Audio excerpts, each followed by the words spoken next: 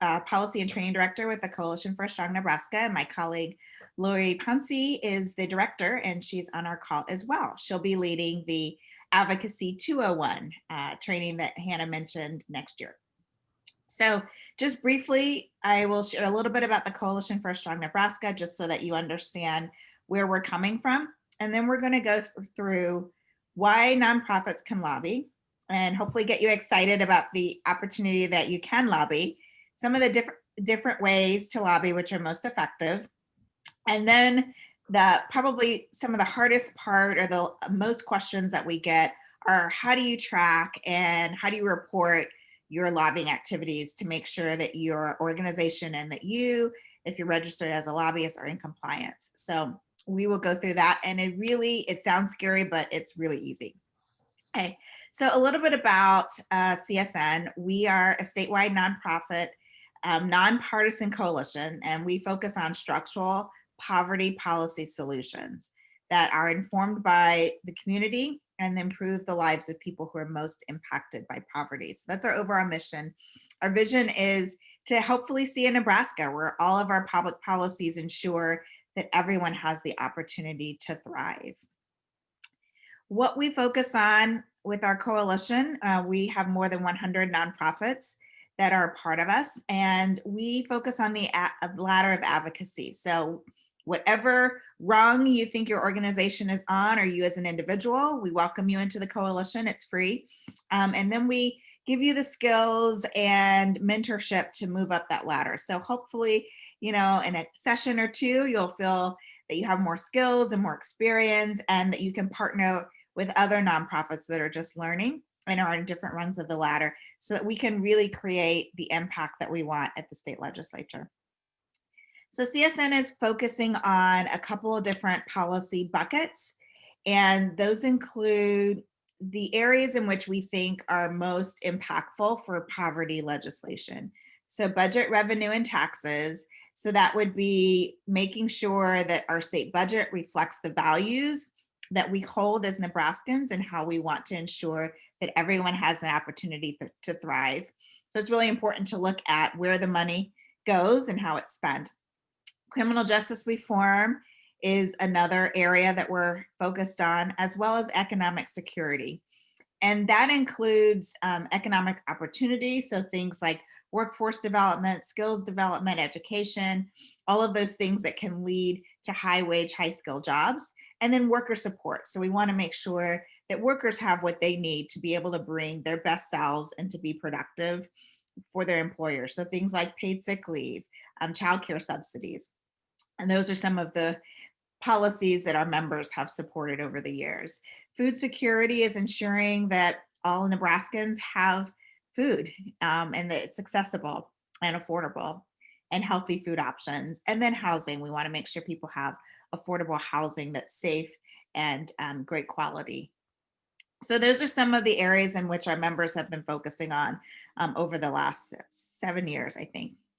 So now let's get into that nonprofits can lobby. And a lot of times we hear that nonprofits don't lobby for a variety of reasons. And maybe you've been told this at your nonprofit, or maybe one of the accountants or lawyers have mentioned this, that nonprofits really can't lobby. They aren't allowed to do it. And so a lot of nonprofits don't do it because there's confusion about the laws. And we'll clear that up. There's the fear of public or donor reaction. And a lot of times nonprofits feel as if their board or their donors are going to question why they're getting involved in politics. Well, what we want to encourage you to think about is the policy. So there's often a policy solution to poverty. And so if we really want to impact the lives of individuals, we need to be looking at the public policies that are creating that environment for people who may not succeed in life.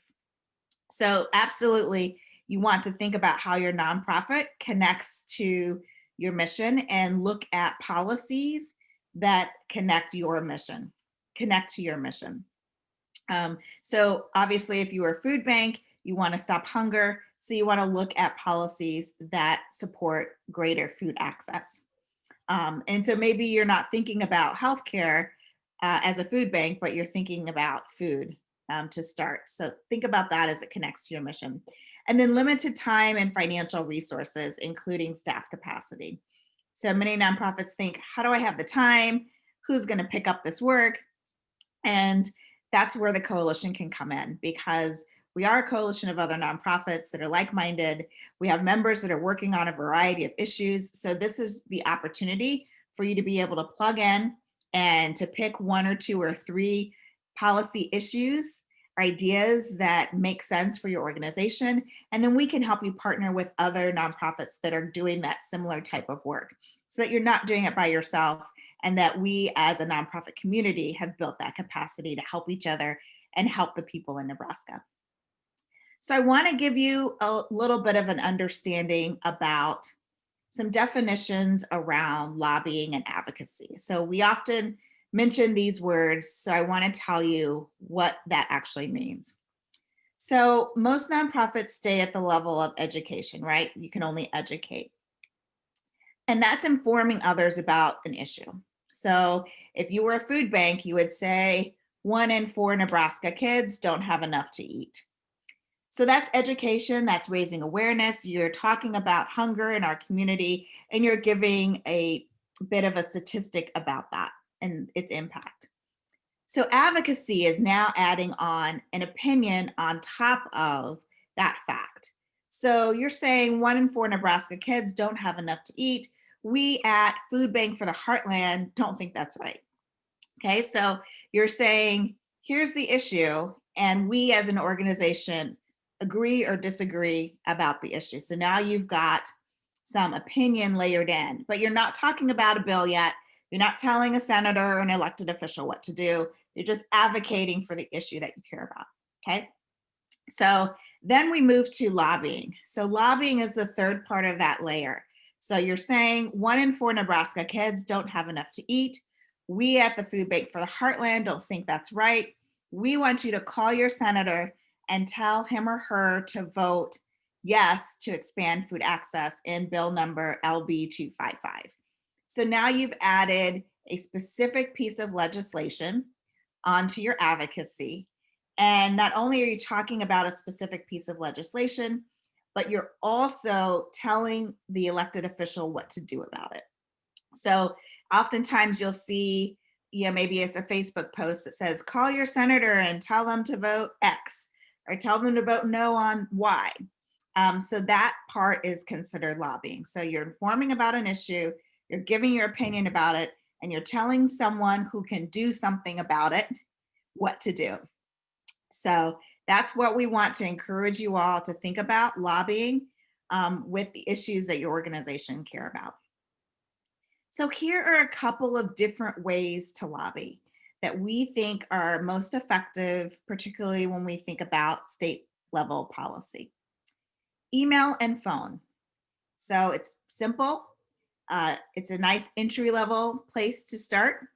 You can email a state senator or an elected official, and you want to just say who you are, whether you're a constituent or not. That's really an important distinction. So know who your state senator is.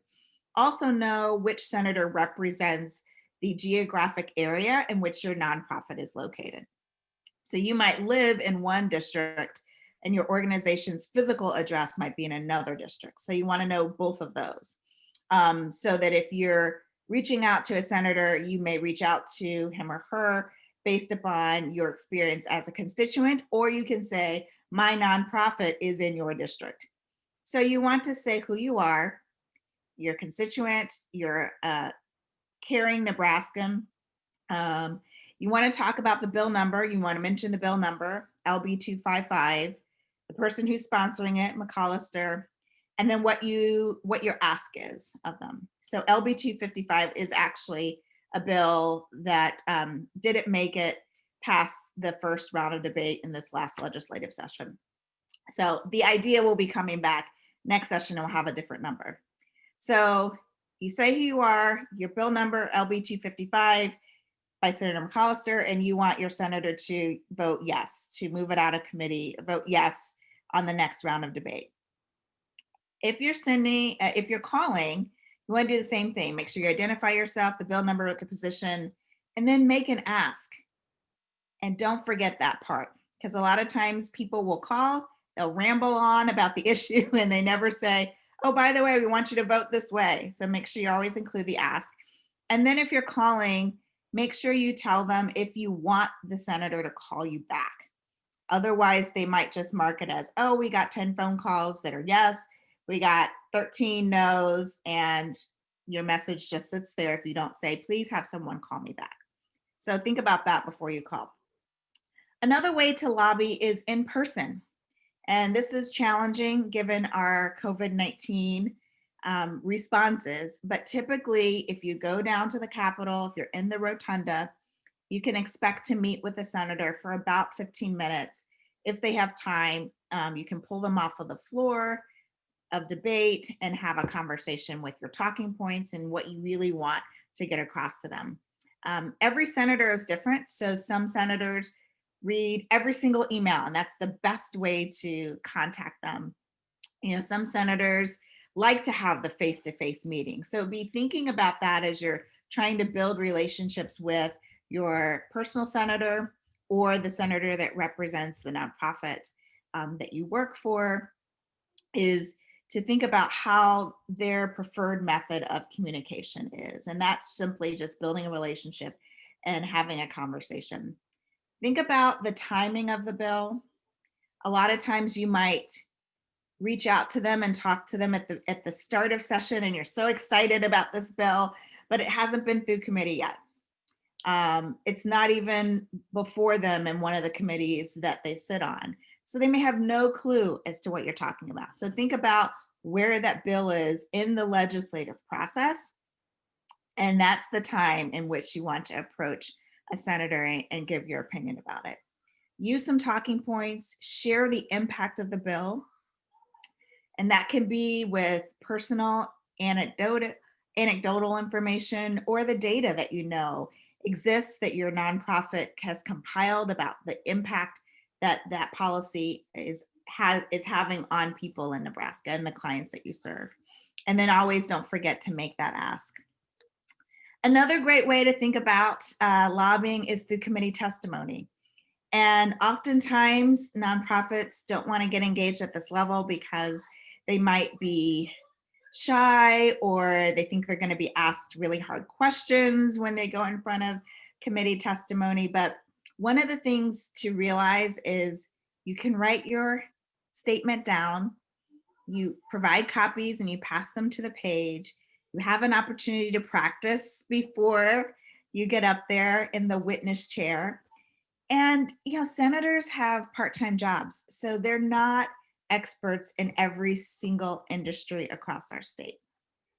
So it's our job as nonprofits to be able to share the information that we know to be true, what we're seeing in our agency, what we're seeing from community and clients and friends and coworkers, and just being a Nebraskan. No one can take that experience away from you. And you're an expert in your own life and experience and how you see and experience the world. So think about that. Many senators are just wanting to learn and to get answers to their questions, and they really do have a heart for serving Nebraska. So make sure you know that your comments are on the official hearing record. You can provide written or verbal testimony. There is a testifier sheet, so when you walk in the room, you will notice that in the back corners of the room, there's a colored sheet of paper. It could be blue, it could be orange, it could be green. You'll pick that up and fill it out, and then get ready to give your testimony.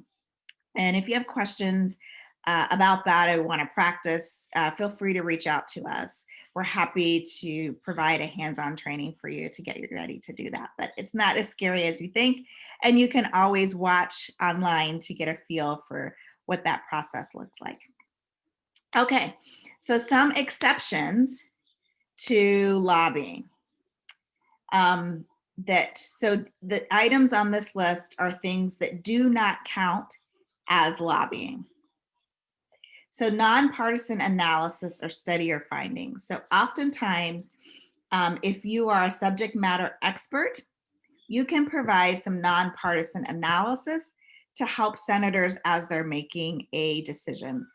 So a lot of times you'll see this represented as people who come in and testify in the neutral capacity. So you've got proponents, people who are for a bill, opponents who are against the bill, and then those who are testifying in neutral capacity. So if you're providing just some basic nonpartisan analysis, that does not count as lobbying. Any time that you take to provide that, pulling together the report, having conversations with senators based upon that nonpartisan analysis does not count as lobbying. If you receive a request for technical assistance, so again, you're a subject matter expert, Senator Myron Dorn sends you a letter to your organization that says, I know you are an expert in recycling. This environmental issue has come up for us in our committee. Will you please answer these questions for me? So if you receive a letter like that, then you respond to the request for technical assistance. That does not count as lobbying. If for some reason your agency was in the state budget and all of a sudden there were budget cuts and they were going to cut your agency out of it, and you wanted to testify and talk about why your agency is important, that's called self-defense. So it does not count as lobbying. So thinking about what activities you do that do count, and remember that there are exemptions to the rule that don't count as lobbying. So you don't need to worry about tracking your time or energy spent on any of these items. Okay, so let's move on to tracking and reporting your lobbying activities. And this is where sometimes a lot of people wonder, what should I do? How do I track and report? What does this look like? Is this really difficult? So keep in mind some of the things that you need to be thinking about as you are preparing to track your lobbying time.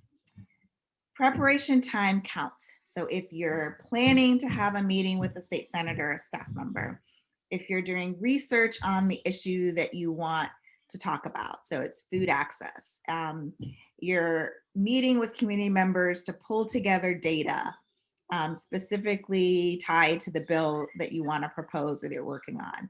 So all of those preparation time and strategy meetings, you need to count that as lobbying expense time.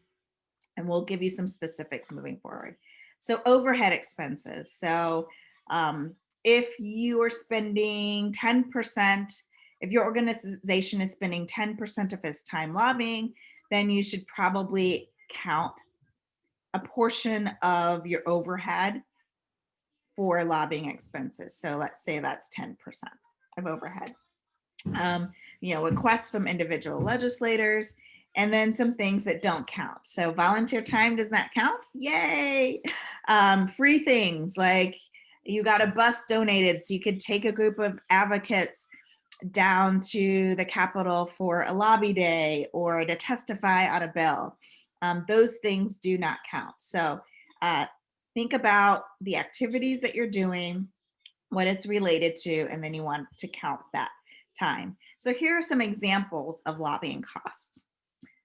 You've decided to testify on this food access bill, and you're going to drive to Lincoln to give your testimony, and you're going to support food access. So the examples of costs you want to think about is your preparation time, your transportation. So that would be mileage if you were coming from Omaha or Scottsbluff or Kearney, and any other costs associated with giving testimony. So let's say you needed to print 15 copies of your testimony. So you would account for that you would turn into the page. So all of the expenses related to what you're going to do. If you are sending a grassroots lobbying email to your supporters, so you're putting something out on Facebook or you're sending something through MailChimp or Constant Contact, and you want to tell your supporters and clients to vote yes, to call their senator to vote yes. So you want to include staff time, researching, writing, sending that email, and include a approximate cost of the email system. So we use MailChimp, it's free, so we don't have to worry about that. But depending upon how many records you have in your email system, you'd want to appropriate a cost associated with that. So I hope those two examples give you some good clarity in terms of what you need to be thinking about. So how do you track that? Simply, it's the number of hours times your hourly wage is your reporting number. So this was a picture of the lobbying tracking from my tracking form, and I use just a simple Excel spreadsheet. I have the date, I have the activity. So it looks wonky because it's color coded, but that's just my internal system. So what I did for social media posts, what I did for our weekly legislative calls, we have a legislative blog that mentions bills. We do e-news, we have lunch and learns, and I did trainings. So I list all of those things and I have the time utilized next to it. And then I put the topic just so that I can remember what it was we were doing. And then the amount of time that counts for federal and the amount of time that counts for state. And so basically it's whatever the hour amount of time I spend. If I spent 10 hours that month on lobbying expenses, then you multiply that times your hourly wage. And then you have the amount of money you spent in lobbying for that month. So it's really easy when you think about it. And a simple spreadsheet can work, or if you have some type of tracking system through your HR, you have some type of a form that you fill out associating your time to different projects, then you would use that form to track your lobbying activities and hours. So here's where it gets a little bit tricky. The IRS has limits and the state of Nebraska has what's called triggers. So you just have to understand that there's a little difference between the two. Basically, the IRS tells nonprofits that yes, you can lobby. You can do it. All you have to do is fill out a simple form. It's called the 501H election. That's a separate training. So if you have questions, feel free to ask. So you fill out the form, you tell the IRS, this is how I'm going to lobby, and I'm going to report to you, the IRS, how much money our organization spends each year on lobbying. So it's one report annually on your organization's 990 form. So the income tax form that all of us fill out every April, it's your organization's 990 form. And basically what it is, again, this is basic math. You look at your overall organization budget, and then there's a little formula based upon where your organization fits. Like if your budget is $250,000 to $500,000, it's one limit. If it's 500 to $1 million, so you figure that out, and you're only tracking cost. So similar to what I had on the previous screen. So you're counting the cost that you spend, preparing for meetings, strategy with other nonprofits or senators or staff, driving to Lincoln, testifying, lobbying on the bill. You're counting the amount of time and expenses that you need to report. So that's for the federal government, IRS. Now, Nebraska has what's called a trigger, meaning that if you do certain types of activities, it triggers the need for you to report them to the state of Nebraska. And I'll go through some of those examples. So just remember, the federal government, there's a lobbying limit. The state of Nebraska has a trigger. If you do these things, then it triggers you to need to report your lobbying. And for Nebraska, there are quarterly reports. And then there's one report that's due 45 days after the end of the legislative session. Basically, they want to know which bills you supported, which ones were neutral, and which ones you opposed. So here are some examples. What likely does not trigger and register a need to report? So if you send a letter to your supporters, if you send an email supporting or opposing a bill, if you testify in committee, those things don't count. And the reason is because there's a written record of your lobbying activity. So really what the state of Nebraska is looking for are those things that there isn't a written record of. So that's what they're trying to quantify in terms of your lobbying expenses. So if you came to the Capitol with Lori or myself or Hannah or another registered lobbyist, and we had a joint meeting with a state senator, that doesn't count as lobbying for you because you're not registered as a lobbyist, but it's kind of like the buddy system. You came with a buddy to learn how to do it, so you don't have to register as a lobbyist. If your regular duties do not normally include engaging in lobbying, so maybe there's only one bill that you're interested in as an organization, you normally don't come to testify that often, you don't have to register as a lobbyist in Nebraska. And again, if you're responding to information from a state agency or a state senator about a particular bill or subject matter, then you don't have to register as a lobbyist. Okay, so what would trigger? So remember, the things that don't trigger are written information. The things that would trigger a need to register and report is anything in person, because obviously there's not a written record of a conversation you have between yourself and a senator or staff member. If you call them and had a conversation about potential legislation, or you're urging their action on something, we can't see that, so you need to report that.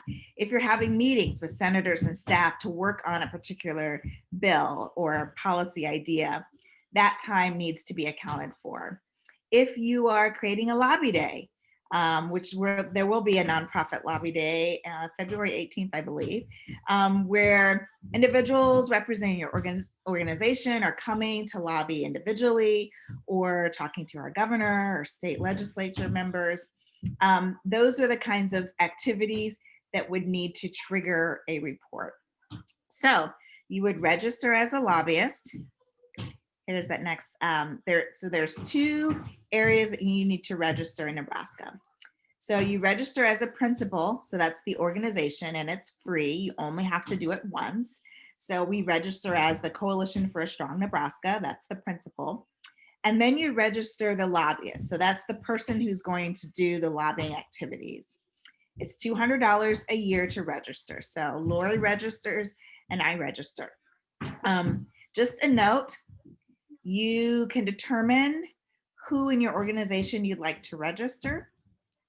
Some of our nonprofit members will register their attorneys and the executive director and their primary staff person that works on advocacy. So it could be 4 or 5 people from an organization that are registered as lobbyists, or there could be one person. So all of the lobbying time is pulled together and is run through that one person that decides to register as a lobbyist. So this is where you need to just think about with your organization what makes sense for you in terms of how much you're going to get involved and which person it makes the best sense to register as a lobbyist. And then you also want to think about how your organization is funded.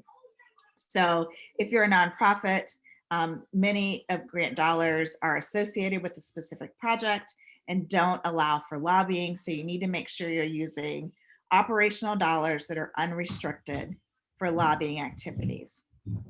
So I had a couple questions really quick. Sure. How does Zoom factor into reporting requirements? Does recording the Zoom meeting or Zoom event make a difference? Oh, yes. So in 2 ways. So the time that you are spending to record a Zoom event, prepare for it regarding a specific policy topic that a senator or staff member is invited to. So you would account for that time. If your Zoom account is a paid account, then you'd want to think about the percentage of your organization expenses that are used for lobbying. So it would count in that overhead number. Okay, and then the next two kind of come together. Can you describe the nonprofit lobbying day further? And do you have to be registered as a lobbyist to participate in the nonprofit lobby day? Okay, yes. So one of our members, Cause Collective in Lincoln, is partnering with the Coalition for a Strong Nebraska and also the Nonprofit Association of the Midlands. Yeah, so it's February 18th, and we're still working on the details of that day, but we have that day reserved So it's February 18th. I believe it starts at 8 in the morning in Lincoln. And what was the second question? Do you have to register as a You do not lobbyist? have to be a lobbyist to. No, no. Nope. Since you would be with registered lobbyists, then like Joe mentioned earlier, it would kind of be the buddy system. Right. And that's the point of this nonprofit lobby day, is that there will be several of us who are registered as lobbyists. So you just get to come along and experience that, and you don't have to worry about registering as a lobbyist. Thank you for those questions. So if you are registered as a lobbyist, you do quarterly reports. They're all online. So it's really easy, 4 per year, 45 days after session. And then here's the great part is you can sign up for email reminders, which is really lovely, because if you forget to fill out your report, they will send you an email and it will say something like, it's 2 o'clock and you haven't submitted your report yet. Please get it in by the end of the day. So you really want to do that to avoid any late fees. I think it's $25 a day if you're late. But honestly, the people that run the NADC and the lobby clerk are fantastic people. Their email and phone number is on the screen. If you have questions, call them. This really isn't a opportunity to kind of do a gotcha at nonprofits. They're not interested in trying to catch you in doing something.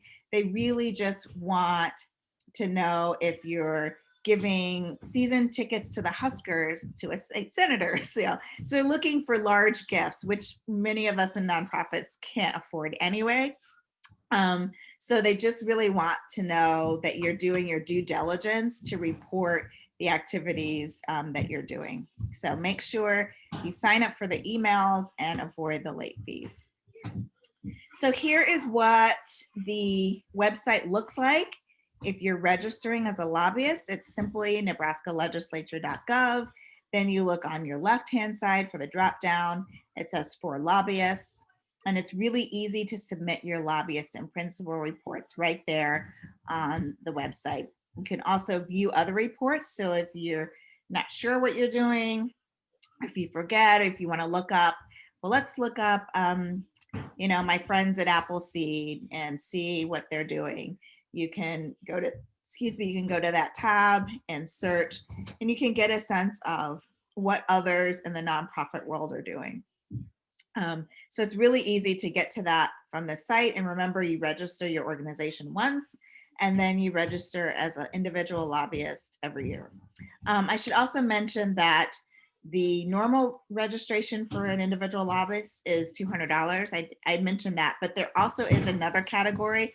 It's called a volunteer lobbyist, and it's only $15 a year. So let's say you have someone on your board who's retired and maybe may only testify on one bill a year. They may not need to register as a lobbyist at the $200 level.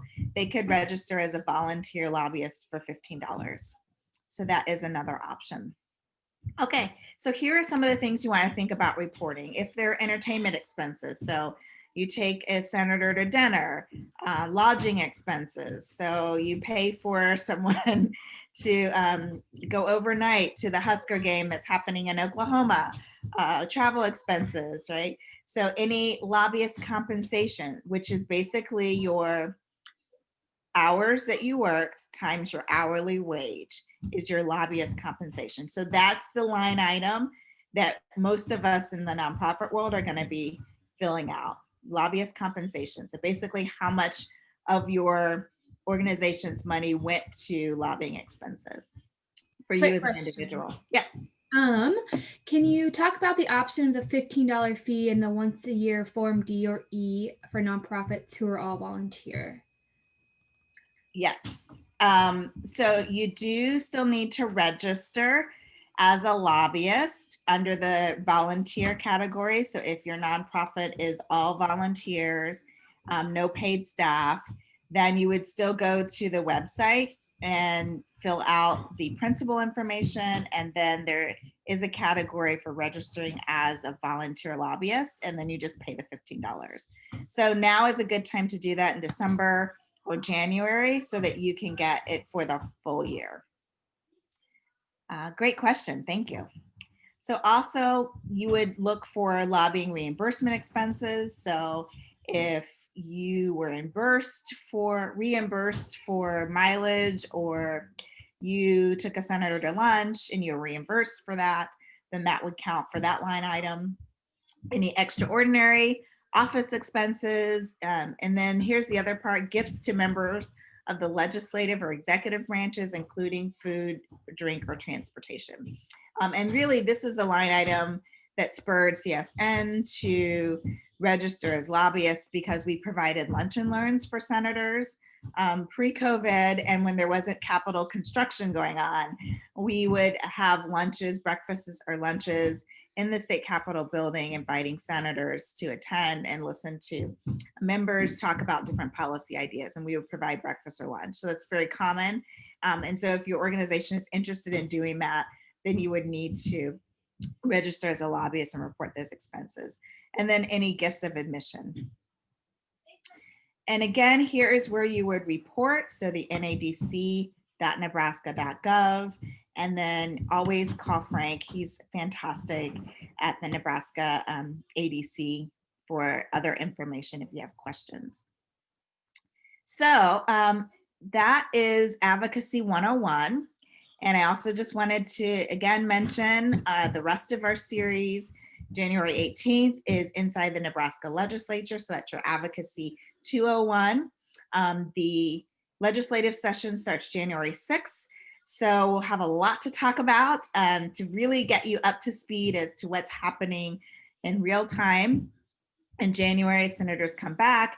There'll be new committee chairs, potentially new rules, different individuals in standing committees. And so we'll also have an opportunity to give you some of the bills that have been introduced and really give you a lay of the land in terms of what's happening in the 2021 session. And just to pique your interest a little bit, if you were part of our last CSN and nonprofit advocacy CSN and NAM Winter Public Policy Series, you heard Open Sky talk about the budget. So the budget is going to be huge as senators have to pass a new tier budget. We're hearing that the other big issue is going to be redistricting. If you saw an article in the World Herald today about that. So there'll be lots of opportunities and topics to discuss. So we hope that you join us in January. We have some questions too. Yes, let's go through some questions. Perfect. Just to clarify, guidelines only pertain to elected officials. The state of Nebraska Department personnel are not counted, correct? In terms of lobbying, so if you were reaching out to an agency, like, yes, that's correct. Great. So it would just be elected officials, individuals who can make a decision. So we focus on state policy, but then, you know, if you were reaching out to our Nebraska delegation at the federal level, if you were sending emails to your local city council or county boards or school boards, any elected officials count in your overall lobbying expenses. Perfect. And then one additional question: what are the best ways to get resident space to give input or connect senators on specific policy issues? What is the best way for residents or individual people to connect? How do you connect people with their senators on specific issues? I think so. Okay. Probably the best thing to do is to go to the website, nebraskalegislature.gov, and there's a drop down on the left-hand side, and you look for state senators, and you need to find out, first of all, who your state senator is. So you want individuals to know, to figure out, you just enter your address and type in your address, hit enter, and then it pops up with the senator's name and face and email address and phone number. So that's the first step in terms of figuring out who your state senator is. And then you also, if you put in your organization's address, you would then be able to see which senator represents that area. So that's the first step. And then just encouraging them to start reaching out to their senator. Invite them to join you on a Zoom call with your organization, or if they're comfortable doing an in-person meeting with masks, where you can just start to introduce yourself and to let them know some of the issues that you are concerned about, either as an individual or as an organization, and to start building that relationship. So then when you email them or call them later on and say, I want you to vote on this. They know who you are and why you're calling or emailing. I think we'll also learn more kind of about this in the grassroots lobbying on January 22nd too. We'll have Nebraska State Table there to kind of give us some more ideas, I guess. And they have some great tools that members can utilize. So there's a texting tool. There's other opportunities for mass grassroots support. So it's when you think about lobbying, you want to think about it from two levels. So if you think about the state senator or the elected officials in the middle, grassroots is at the bottom. And so you're pushing from the bottom, and then you're also pushing from the top. So we call those grass top leaders, and those are individuals that have influence over a elected official. So if you think about the members of your board and who they may know in the community. And maybe, it's nice when we have lots of small towns and smaller cities where, someone's cousin went to school with the state senator's daughter. And so you really want to look at who are those people that person listens to. And you try to influence them at the grass tops level and at the grassroots level. And hopefully they'll listen to both and do what we want them to do. Yes, that sounds great. That's all the questions we have in the question. Oh, no, hold on. We have one more. What about communication with elected officials when they are serving in a different capacity, like the chair of a related organization? It should be any communication that you're talking to them related to legislation. So, for example, someone that's coming to mind is Senator Adam Morfeld. He runs Civic Nebraska, which is a civic engagement organization. And so he's very careful about separating his actual job from his time as a state senator. So you just need to be thinking about if you're reaching out to him and you want to talk specifically about a bill that he's working on or something else that's happening in the legislative body, you would account that time. If in your hour-long meeting you also talk about Civic Nebraska, well, then you need to separate that time so that he's got that hat on and you're only recording the 45 minutes that you talked about policy. So you want to make sure you keep those separate, not only for you as an individual or organization, but also for the state senator that you're working with. Okay, that is all we have. Do we have any other questions? Nope, we're good. Okay. Well, thank you all so much. My email is on the screen. It's joe@strongnebraska.org. We have a lot of resources on our website, which is strongnebraska.org. We also have a legislative blog, which we will be bringing back. It's our Fly on the Capitol Wall. So we have a little spy that flies around the Capitol and reports every week on what it is hearing regarding bills that our nonprofit community may be interested in. So it's very well written, and it really gives you a lot of the behind the scenes for those of us who can't be in Lincoln and the Rotunda all the time. So you want to look for that. That'll be on our website starting next year. Session starts January 6th. This will be a really fun legislative session coming up. So if you have any questions or you want to have any additional trainings or information for you or your organization, please feel free to reach out, and we'll see you in January at our next training. Thank you, Joe. Thank you, everyone. Bye.